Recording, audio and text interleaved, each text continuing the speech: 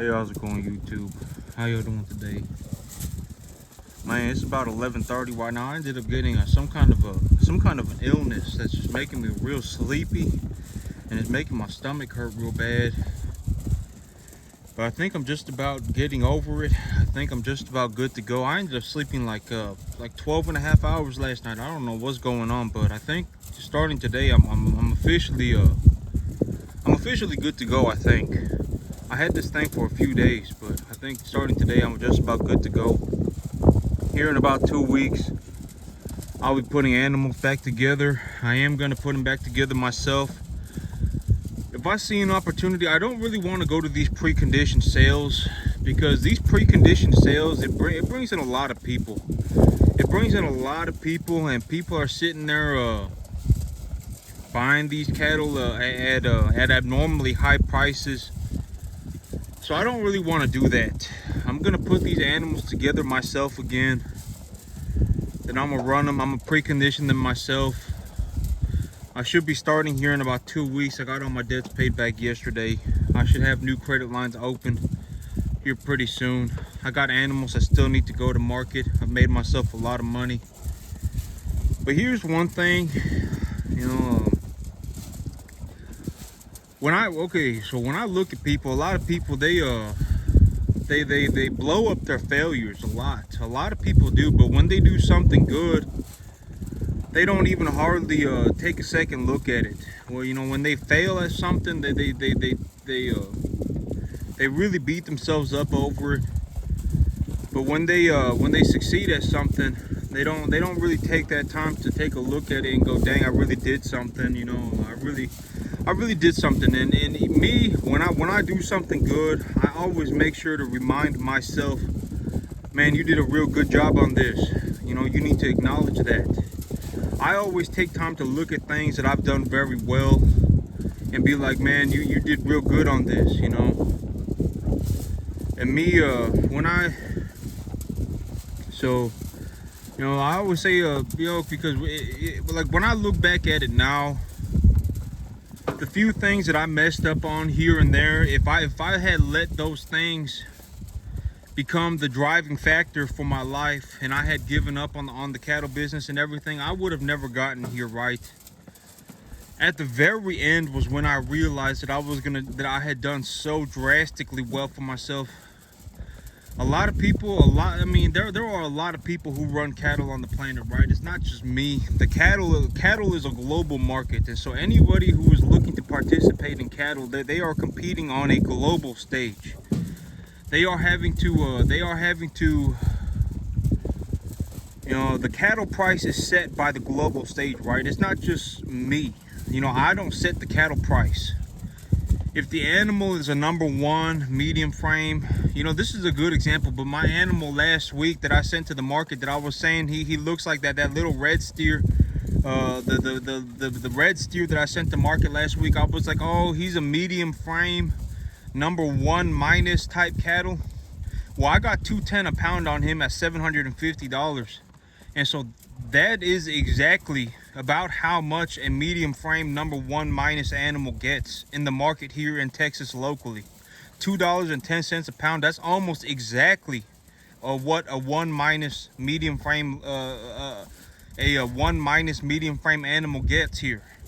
And so it's not just a shot in the dark. So like when I look through animals, right, like I had picked all of these animals out by myself, and even Slowpoke, I'm gonna take credit on him too. I picked him up by myself. But Slowpoke, I don't know, I don't remember exactly what was going on with him, but I did pick him out myself. But he's my pet now, right? You know, if he's actually not eating food and he's just standing there, I can actually call his name and he'll actually walk up to me. He actually knows his name. He'll turn around, look at me, and come walking up towards me. So I mean, it was a good thing that I got him too, right? I mean, he is the most runt animal out of the whole pack. He is the smallest animal by a landslide. He got super sick when he was young.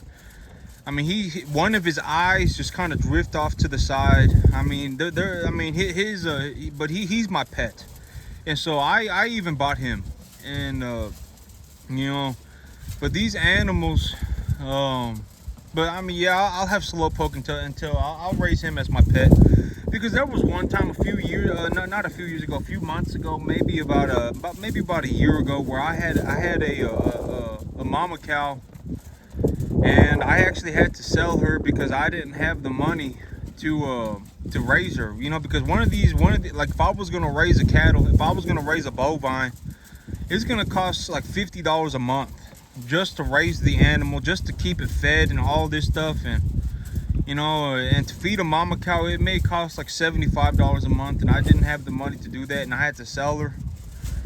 But at this point in my life, I got a lot of money, right? I got a lot of money. I mean, I got tens of thousands of dollars in my bank account. Here in about 6 months, I'll probably have closer to $100,000 in my bank account. If I want to raise, if I have an animal that I like and I want to raise it, I can raise it. It's not a big deal, right? I mean, I can afford it. It's not a big deal. And so I've decided that I'm just going to keep Slowpoke around, and I'm just going to keep him around. The animal's real. It's a good little animal. He knows his name, and if I call for him, he'll come running up to me and stuff, and it's good. I mean, it'll be good to have him around when I bring new animals in. Because they, the big idea is that if they see him eating, they'll follow him up to the feed bunk and all sorts of stuff, and it'll just be good for everything. But here in about 2 weeks, I'll be picking up new animals. I am going to go pick them up myself.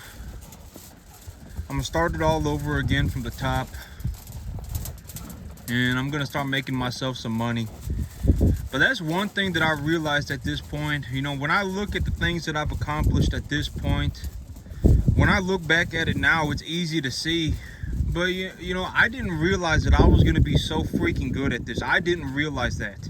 Like, if I had told myself a year ago that I'm going to sit here on this farm and I'm going to have made myself $100,000, if I had told anybody that, they would have thought that, they would have been like, there's no way. How in the world is he going to make $100,000? He's lying. Oh, he's crazy. Oh, this, that. But when I look at my bank account right now, it's like, man, I make $100,000 a year farming 10 acres, running cattle on 10 acres. And you know, what are people going to say? I'm lying? You know, it's like the bank account has the money in it. I legitimately have a bank account with money going into it like that. And so, I mean, there is legitimately zero that anybody can say at this point, right? It's not like, oh my God, he's lying. Oh my God, he's crazy. But at the end of the day, it's objective. There is $100,000 a year going into my bank account from running cattle on 10 years, and it's objective, right? It's not like I feel like I'm making 100,000. I am making 100,000, probably a little bit more, running cattle on 10 acres.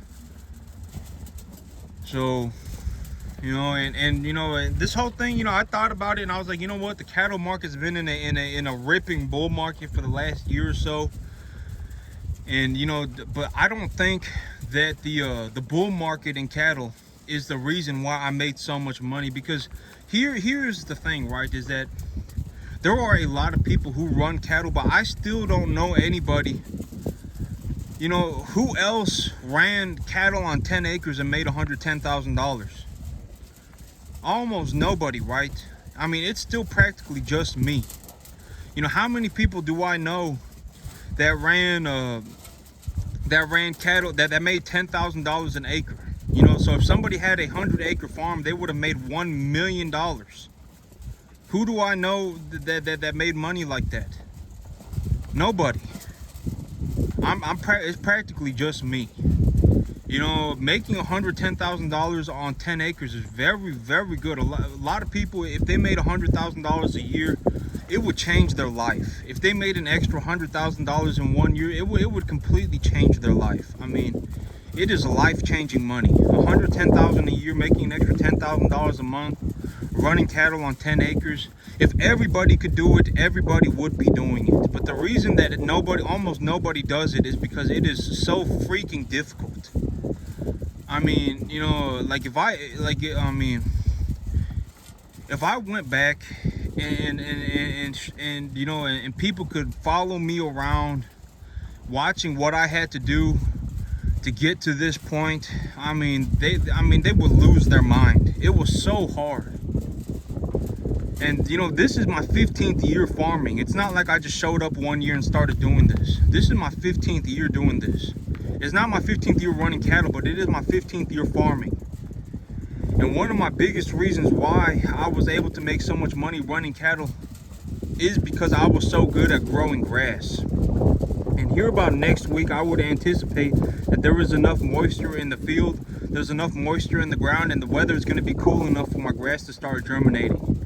And when my grass starts germinating, y'all are going to see, it is much, the possibility of making money is much greater in a place where I am able to grow grass 9 months out of the year. Like, I would rather be here in Central Texas running cattle than up in the Midwest somewhere growing corn, raising cattle, because growing grass is so cheap. And when the weather conditions are good, the grass is so plentiful. I mean, it literally turns out to be about $20 a tonnage of grass. I mean, it's so cheap, and the animals can walk around and just eat it. I mean, it is so cheap to grow grass. And when the grass grows, it grows well. It grows very well.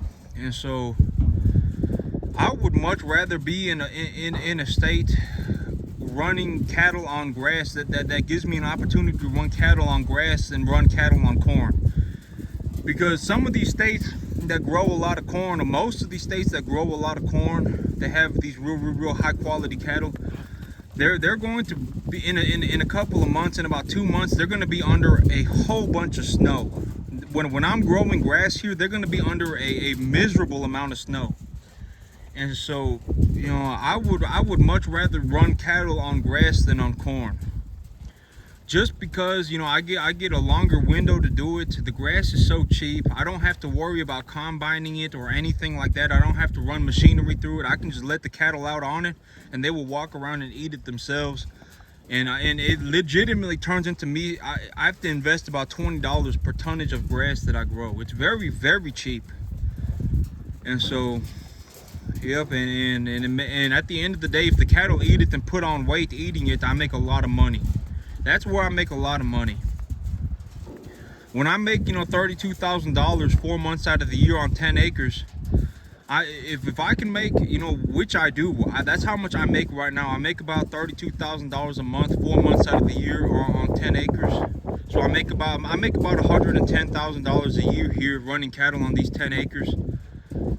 It's not that big it's not like I'm really throwing myself into the middle of nothing, me, if I'm gonna look to make $40,000 a month year round, if I'm looking to make myself $500,000 a year, it's not that big of a long shot, right? Like, if I'm already making $32,000 a month 4 months out of the year, what's to say that I can't go and make $40,000 a month year round? Nothing, right? I mean, if I want to go and make $40,000 a month year round, I just do more of what I'm doing. I'm already making $32,000 a month 4 months out of the year. If I want to take that to $40,000 a month year round, it's not going to be that big of it's not that big of a deal. I mean, I can do it. It's not that big of a deal. But that's it for me today, YouTube. Y'all have a good one.